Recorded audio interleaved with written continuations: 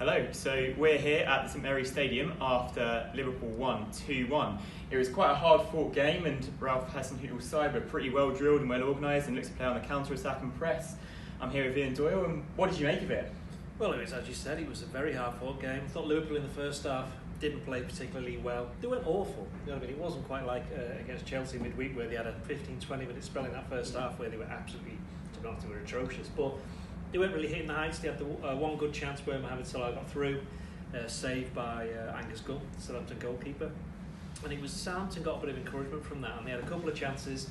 There was the save by Adrian from Yoshida's header, and Che Adams put one over. Should have done a lot better with a free header a bit after that. But then obviously came the moment that changed the game. That was Sadio Mane's strike. You know, he's a man in form, and there wasn't anything that Gunn could have done about it. You know, Mane gets the ball, left-hand edge of the area, just takes a touch and then just wraps his right foot around it into the top corner. And second half, Liverpool were a team transformed. The midfield seemed to click a bit more. It was a very changed midfield as well, with Doyle and Connor Dunn playing at the number 6. James Milner was playing. Oxlade-Chamberlain, was good to see him. I know you've written about him playing in more of an accustomed role, wasn't he? Yeah. Rather than playing on the left, absolutely, the left of the attack, which he played against Chelsea, which Jurgen Klopp admitted afterwards that it was a bit of a mistake. Wasn't very fair on the player. Mane turned creator. He charged down. The restaurant. Yes, we found out who it was eventually. Yeah, for the goal.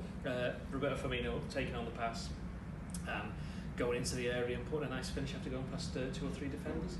And then came the moment from Adrian, which he couldn't really. It wasn't very clever, was it really? That, I mean, he'd been threatening that for a little bit throughout the game. He was a little bit slack with his passing, a little bit laid back, and Danny Ings, of all people, who just come on substitute, charged it down, put it into the net 2-1, but nervy towards the end, but Liverpool got the job done. Yeah, quite. So that's probably the story of the game in its entirety. Obviously, when you allow players like Sadio Mane even just that little bit of space, because Liverpool didn't have umpteen chances in the first half, and it was just that moment, and it did really change everything. And he is a man in form, as you said, and it's just took me through that goal a little bit more, because it was a really, really special strike, actually. Well, it was. I mean, it's as we said, it just came out of nothing. Came out of absolutely nothing. There was no, because even Mane himself wasn't playing particularly well in that first half.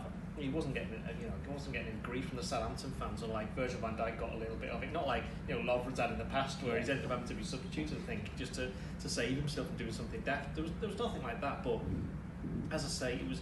When he picked the ball up, you kind of sensed that something might happen, but I don't think anybody expected him to do what he did. I mean, that's the strike for a man. He's at the top of his game, full of self-confidence, full of self-belief, and it's the kind of strike that does change games, and that's exactly what it did. Yeah, absolutely. At the other end of the pitch is where kind of the issues have been lying, and you obviously mentioned it in the first half, how Southampton were kind of getting at Liverpool a little bit, and I think they had 6 shots from inside the penalty area in the first half alone, and that's obviously not good, and they started a little bit slowly again today. Do you think that's just a bit of tiredness from midweek, or is that more issues that need to be ironed out? Well, the tiredness from midweek is interesting because Liverpool actually finished the game stronger. I thought finished the game stronger than Southampton until the Ings goal, which obviously changed things a little bit. They started pumping the ball into the box, but they just seem to lack a little bit of concentration. They're a little bit careless in the ball, certainly playing the ball out from defence, which they got away with it a couple of times. Southampton threatened though with balls out wide, which is something that I think Liverpool are going to have to look at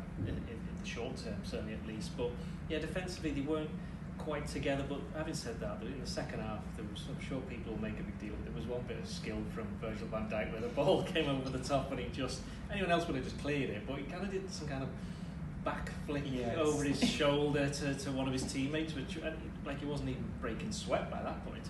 But I thought Joel Matip did better than against Chelsea. Again, he had quite a lot of on his plate. Che Adams, I thought, had a good game for Southampton, and Ings, when he came on, ran around, buzzed around a bit. I mean, the midfield got to grips with it more in the second half, as we said. Doyle and Connor Dunn in that number 6 role, better. But overall, it was certainly a step in the right direction, and the fact is they won. A win at Southampton is always a good result. Yeah, certainly. So one of Jurgen Klopp's least favoured teams, actually, and it was a pretty decent performance second half, as you say. They came out, start the second half, all guns blazing, really, had Southampton right on the back foot, and you thought, they're really in control here. And again, as you say, it was only Adrian's mistake that kind of let them back into the game and invited that little bit more pressure.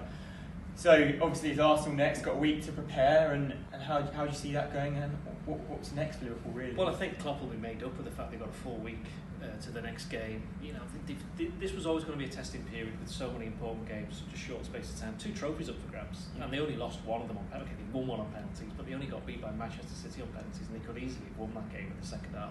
So Liverpool, I think the next step for them is to actually put a performance of 90 minutes or even an hour would be a step in that direction. The first half, okay, Norwich in the first half they scored good goals, but they were a little bit slack. Yeah, exactly, a little bit slack. In the second half, it wasn't particularly great, but the game was won by then.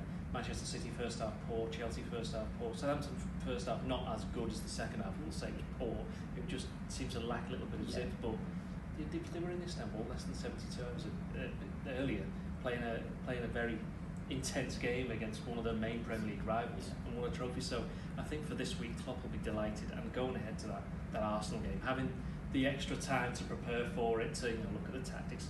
Arsenal would have played a few games now, they might have shown their hand a little bit in regards to what kind of stuff they could be doing with their new players that are in there. So I think Liverpool, Klopp will be satisfied, he'll be relieved this week's over, and he'll be looking forward to that week working with his players. Absolutely. Well, thank you very much, and you'll be able to join Paul and Ian next week at Anfield as Arsenal come to town. Thank you very much.